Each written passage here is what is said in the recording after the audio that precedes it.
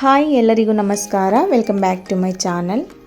ನಾನಿವತ್ತಿನ ವಿಡಿಯೋದಲ್ಲಿ ಸಮ್ಮರ್ಗೋಸ್ಕರ ಎರಡು ರೀತಿ ಜ್ಯೂಸ್ ರೆಸಿಪಿಗಳನ್ನ ಮಾಡ್ತಾಯಿದ್ದೀನಿ. ಒಂದು ಕಬ್ಬಿನ ರಸ.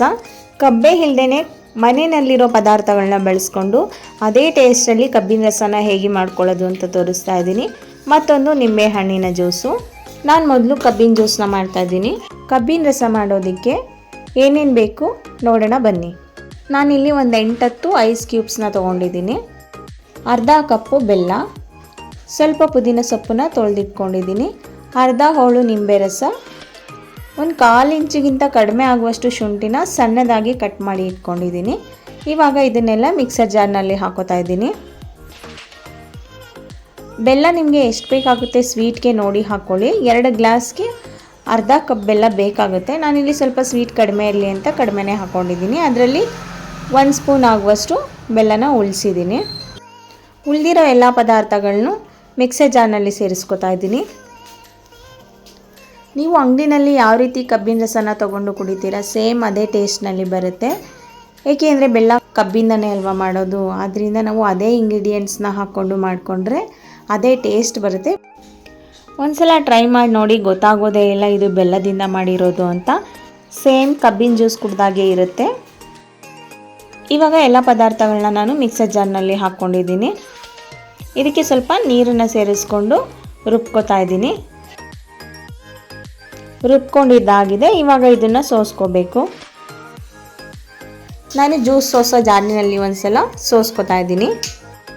ನೀವು ಒಂದ್ಸಲ ಮನೆಯಲ್ಲಿ ಟ್ರೈ ಮಾಡಿ, ತುಂಬಾ ಚೆನ್ನಾಗಿರುತ್ತೆ. ನಾನು ಮೊದಲೇ ಹೇಳಿದಾಗೆ ನಾವು ಕಬ್ಬಿನ ರಸ ಅಂಗಡಿನಲ್ಲಿ ಹೇಗೆ ತೊಗೋತೀವಿ ಅದೇ ಟೇಸ್ಟ್ನಲ್ಲಿ ಇರುತ್ತೆ. ಇವಾಗ ಸೋಸ್ಕೊಂಡಿದ್ದಾಗಿದೆ. ಗ್ಲಾಸ್ನಲ್ಲಿ ಜ್ಯೂಸನ್ನ ಹಾಕ್ಕೊಂಡು ಬೇಕು ಅಂದರೆ ಎಕ್ಸ್ಟ್ರಾ ಐಸ್ ಕ್ಯೂಬ್ಸ್ನ ಹಾಕ್ಕೊಂಡು ಸರ್ವ್ ಮಾಡ್ಬೋದು.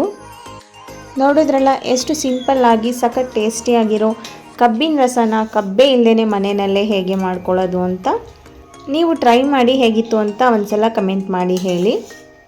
ನೆಕ್ಸ್ಟು ನಾನು ನಿಂಬೆ ಹಣ್ಣಿನ ಜ್ಯೂಸ್ ಮಾಡ್ತಾಯಿದ್ದೀನಿ. ಇದಂತೂ ಒಂದು ಯೂನಿವರ್ಸಲ್ ರೆಸಿಪಿ ಅಂತಲೇ ಹೇಳ್ಬೋದು.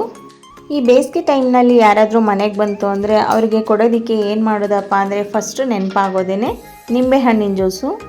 ನಾನು ಒಂದು ಪಾತ್ರೆಗೆ 2 ಗ್ಲಾಸ್ ಆಗುವಷ್ಟು ನೀರನ್ನು ಹಾಕ್ಕೊಂಡಿದ್ದೀನಿ.